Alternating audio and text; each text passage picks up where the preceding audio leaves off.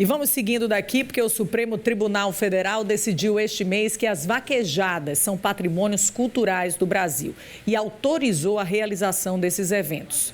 No entanto, a Corte impôs regras para garantir o bem-estar animal. Vou pedir licença para contar a minha história. Como um vaqueiro tem suas perdas e suas glórias. A vaquejada é tradição antiga aqui no Nordeste. No esporte, 2 vaqueiros montados a cavalo correm atrás do boi e tentam derrubar o animal pelo rabo, dentro da faixa marcada na pista. A paixão pela vaquejada começa cedo para muita gente. O vaqueiro Brocoió Júnior cresceu dentro das pistas de vaquejada e hoje comemora vitórias em competições pelo Nordeste. Quando pequeno, já através do meu pai, que foi grande vaqueiro, representou aqui Alagoas por muito tempo. Hoje tinha parado as competições, mas agora voltou novamente. Comecei com 9 anos. Com meus 14 anos, foi o meu primeiro carro conquistado, 14 anos, em Água Preta, no ano de 2012. Eu conquistei o meu primeiro carro, foi em Pernambuco, Parque Estácio Vajal, em Água Preta. E em pouco tempo, eu vim para Cajueiro, aqui no Parque Palmeiras Soriano, onde eu rachei e dividi mais um carro. Eu e mais 3 amigos, a gente dividiu o carro também lá na categoria amador, já. Que eu comecei novo, corri pouco tempo mirim, né? Corri pouco tempo categoria mirim. Comecei correndo, não tinha ainda a categoria aspirante, já comecei a competir na categoria amador. Em pouco tempo Deus foi abençoando, a gente foi evoluindo e foi dando certo. É uma vida muito dedicada, né? A gente tem a família, a gente vive muito viajando de estado em estado, representando nossa Lagoa, representando o Grupo Aliança. Mas é uma vida assim que eu já sinto muito realizado, né? Sou um cara realizado hoje por ter conquistado, Deus ter abençoado, a gente ter conquistado vários títulos importantes. Por a gente estar aqui com a família com saúde, a gente está com saúde. E recentemente ter conquistado um dos títulos mais importantes da nossa vaquejada, que é o título de campeão brasileiro, reservado campeão nacional. E tanto outros títulos. Para mim, todos os títulos são importantes, mas esse título de campeão brasileiro foi um sonho realizado. Só que essa prática virou alvo de debate por causa da proteção animal. A discussão chegou ao Supremo Tribunal Federal depois de questionamentos do Ministério Público Federal. Desde então, os ministros decidiram que a vaquejada pode continuar acontecendo no país, mas para isso devem ser respeitadas regras para evitar maus tratos. Os cuidados em ter alimentação adequada, água no local, a presença de médico veterinário, a presença de suportes para proteção daqueles animais. Então, isso gerou a afastar a questão da inconstitucionalidade e o perfil de que a vaquejada seria um esporte que causaria dano aos animais. Por conta disso, entendeu como constitucional todas as leis e manteve a vaquejada como um esporte, um patrimônio imaterial cultural. Então, nós podemos dizer que, diante desta decisão, que decisão não se discute, se cumpre, que o bem-estar animal está presente. Nós vamos continuar entendendo que o bem-estar animal é um conceito amplo, é um conceito macro e que você tem que examinar caso a caso, mas que nós também não podemos fechar os olhos diante de uma decisão judicial de uma Corte Suprema que diz que a constitucionalidade está presente naquele preceito.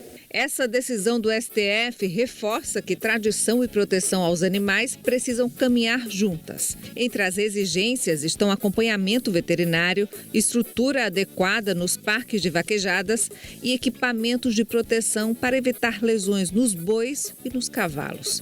Na prática, isso significa atenção com os animais antes, durante e depois das provas. Esses animais são acompanhados nos aras por médico veterinário do aras. E aí tem a segurança de manejo sanitário, de alimentação adequada, além de todo acompanhamento clínico desses animais.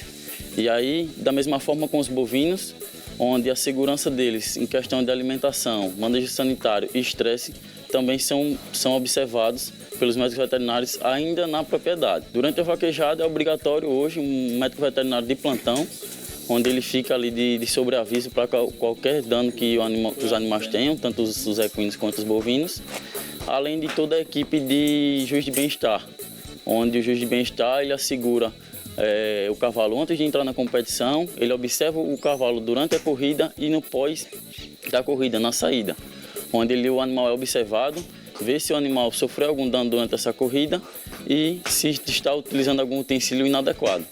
Com isso, o animal fica apto para continuar na competição ou ele tem que sair daquela competição por algum dano que ele sofreu durante a corrida. Da mesma forma com os bovinos com a proteção de cauda, nenhuma competição pode ocorrer sem a proteção de cauda, da mesma forma sem juiz de bem-estar e sem médico veterinário de plantão ali acompanhando os animais. Quem organiza as competições diz que essas exigências já fazem parte da rotina das vaquejadas. Primeira coisa é cauda artificial, tá?